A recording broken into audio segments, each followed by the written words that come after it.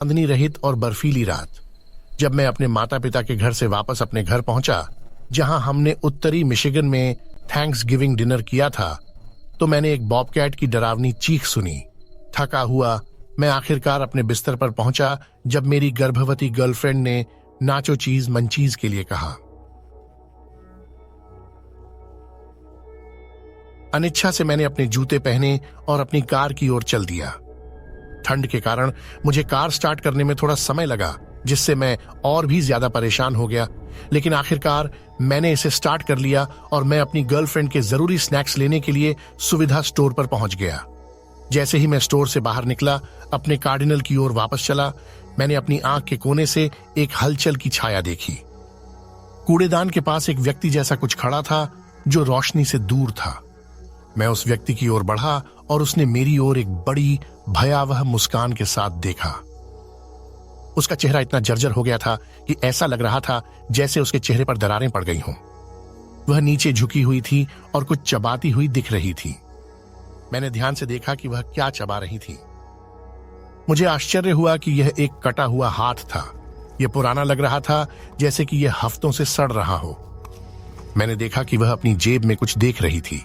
मुझे जेब में रखे चाकू जैसी कोई चीज दिख रही थी। जैसे ही मैंने पीछे देखा, वह तेजी से मुझ पर टूट पड़ी। मैंने उसे धक्का देकर दूर कर दिया और फिर वापस सुविधा स्टोर की ओर भागा। मैं दरवाजा तोड़कर अंदर घुसा और पुलिस को बुलाने के लिए कैशियर की ओर चिल्लाया। जैसे ही मैं उसे बंद करने के लिए मुड़ा, उसने मुझसे पूछा कि क्या हो रहा है। मैंने उस पर गुस्सा किया और कहा कि कृपया पुलिस को बुलाओ। मैंने बाहर देखा और पाया कि वह महिला सड़क के उस पार चली गई थी और अभी भी मुझे देख रही थी और अपनी दुष्ट मुस्कान बनाए हुए थी। देखो, वहां एक लड़की है। कौन मुझे मारने की कोशिश कर रहा है? मेरी तरफ देखते हुए उसने कहा, सर, मुझे वहां कोई नहीं दिख रहा। उन शब्दों ने मुझे आज भी झकझोर कर रख दिया है। जब पुलिस पेट्रोल स्टेशन पर पहुंची तो उन्होंने महिला की तलाश शुरू कर दी, जबकि एक अधिकारी ने मुझसे पूछा कि क्या हुआ था और मैंने उन्हें मुठभेड़ का विवरण बताया। एक अधिकारी वापस आया और उसने कहा कि उसे कुछ नहीं मिला। फिर मैं उन्हें वापस वहीं ले गया जहां मैंने उसे पहली बार देखा था। हमने कुछ मिनट ध्यान से खोजबीन की, लेकिन कोई सबूत नहीं मिला कि वह कभी वहां थी भी या नहीं। अधिकारी ने अपना सिर झुकाया और मेरी तरफ ऐसे देखा जैसे मैं पागल हो गया हूं, और उसने मुझे न्यायपूर्ण लहजे में पूछा, क्या तुम ठीक महसूस कर रहे हो? मैं अपना बचाव करने ही वाला था कि तभी मुझे लगा कि मैं थक गया हूं और मैंने कुछ ड्रिंक्स भी पी ली हैं। इसलिए मैंने उनसे कहा कि हाँ सर, आपको परेशान करने के लिए माफी चाहता हूं। मुझे उम्मीद है कि आपकी रात अच्छी बीतेगी। और फिर मैं घर चला गया। मैं सुबह करीब 4:00 पर घर पहुंचा। मेरी गर्लफ्रेंड ने मुझे गुस्से से भरी लेकिन चिंताजनक आवाज में अभिवादन किया। उसने मुझसे पूछा कि तुम कहां थे? तुम ठीक हो? तो मैंने उसे सारी बात बताई। बेशक उसने मेरी बात पर यकीन नहीं किया। मैं उस रात सो नहीं सका। मैं अपने बिस्तर पर बैठा अपनी समझदारी पर सवाल उठा रहा था। सोच रहा था कि क्या यह सब सच भी है? क्या मैं पागल हूं? शायद मैं बस थक गया हूं। लेकिन नहीं, ऐसा नहीं हो सकता। मैंने देखा, लेकिन अगर मैंने देखा तो इसका कोई सबूत क्यों नहीं था? हाथ कहां गया? वह कहां गई? इससे पहले कि मैं कुछ समझ पाता, सुबह के 7 बज चुके थे और मुझे काम पर जाना था। मैंने अपनी जैकेट पहन ली क्योंकि मैं निर्माण स्थल पर जाने वाला था, और मैंने अपनी जेब में हाथ डाला और देखा कि उसमें एक छेद था। यह उस दिन नहीं था जब मैंने सोचा कि क्या होगा अगर उसने भागते समय मेरी जैकेट पकड़ ली, जो मेरे संदेह को और पुख्ता करता है कि वह असली थी। मुझे यकीन ही नहीं हुआ। मेरा दिमाग पूरी तरह से पागल हो गया था जब तक कि मेरी गर्लफ्रेंड ने मुझे अलविदा नहीं कह दिया। मैंने अपने काम के दोस्तों को बताया कि क्या हुआ था और उन्होंने भी मेरी बात पर यकीन नहीं किया। उन्होंने पूरे दिन इस बारे में मजाक उड़ाया। लेकिन उस दिन मेरा बॉलिंग टूर्नामेंट था, इसलिए मुझे कुछ ऐसा करने का मौका मिला जिसका मैं बेसब्री से इंतजार कर रहा था। मैं घर गया और अपनी बनियान और जैकेट टांग दी और जल्दी से अपने बॉलिंग शूज पहने और बॉलिंग बॉल ले आया।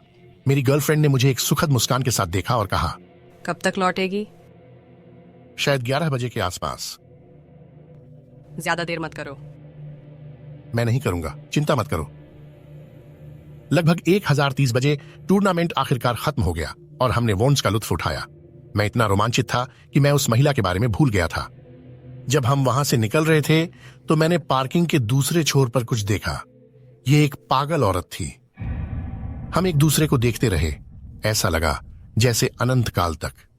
वह धीरे धीरे मेरी ओर बढ़ने लगी, हवा में चाकू लहराते हुए और कट लगाते हुए। मैं जल्दी से अपनी कार में कूद गया और उसे चालू कर दिया।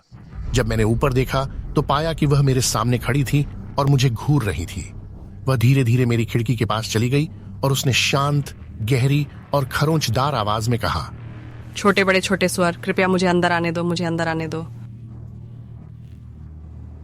मैं डर के मारे जम गया था, लेकिन जब वह मेरी कार की छत पर जोर से चिल्लाने लगी तो मैं वास्तविकता में वापस आ गया। मैंने जल्दी से एक्सीलेटर पर पैर दबा दिया और तब तक नहीं छोड़ा। मैं उसे अब और नहीं देख सकता था। जब मैं घर पहुंचा तो मैंने अपनी गर्लफ्रेंड को बताया कि क्या हुआ था। पिछली बार की तरह उसने मेरी बात पर यकीन नहीं किया। मुझे वाकई लगा कि मैं पागल हो गया हूं, लेकिन मैंने इस बारे में भूलने और कुछ देर सोने की कोशिश की। बाद में उस रात जब मैं उठा तो मैंने उसे अपने कमरे में देखा। उसने बस यही कहा कि मुझे अंदर आने दो। बार बार जैसे जैसे वह करीब आई उसने चिल्लाना शुरू कर दिया, मुझे अंदर आने दो, मुझे अंदर मुझे आने अंदर आने दो, मुझे अंदर आने दो। आओ पॉल, मुश्किलें खड़ी करना बंद करो। मुझे अंदर आने दो।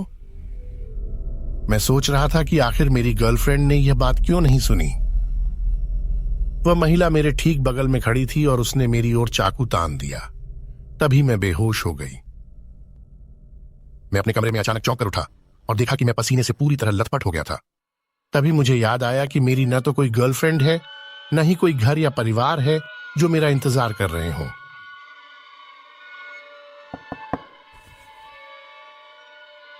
चलो पॉल, सुबह की दवा का समय हो गया है, मुझे अंदर आने दो।